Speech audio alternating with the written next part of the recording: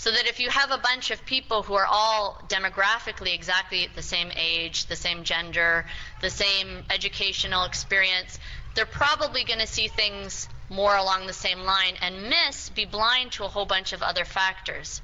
So that's why the Quran requires Muslims to engage in consultation, shura, to make sure that you're including all the perspectives of society, so that when you're looking at a situation factually, you know you're not missing a major, something that's very obvious to someone else. You know, someone else will see this as an obvious problem, but you don't see it because that's not in your purview of life. So that's where we need to work harder. And when we're trying to, as Muslims in this country, when we're trying to be supportive of Muslims in other societies and cultures, we need to be supportive of all of those Muslims, men and women. We need to be supportive of all of them, men and women. Because the Quran says that the believing men and the believing women are close protectors of one another. They enjoin the good and they forbid the evil together. Which means that who is it who has the greatest duty to protect Muslim women from being harmed in the name of Islam by Muslim men? It's Muslim men, other Muslim men, who have the greatest duty.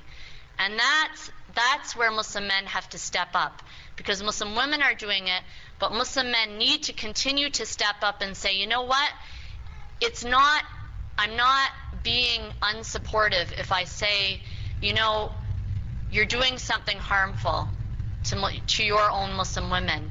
In fact, the Prophet Muhammad said, help your brother whether he's being oppressed or whether he's an oppressor. ظالماً أو مظلوماً. Whether he's an oppressor or being oppressed. And his companions, the Prophet's companions said, we know how to help someone who's being oppressed, but what about the oppressor? How do we help the oppressor? He said, stop him from committing his oppression. So that we have to realize that being supportive means helping people do the right thing. And if we do that, if we understand our religion that way, then many of these problems that we see in the Muslim world can be helped.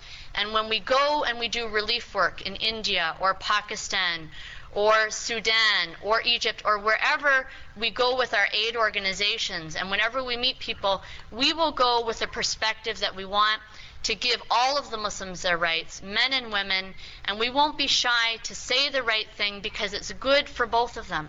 It's not good to let someone to continue doing the wrong thing.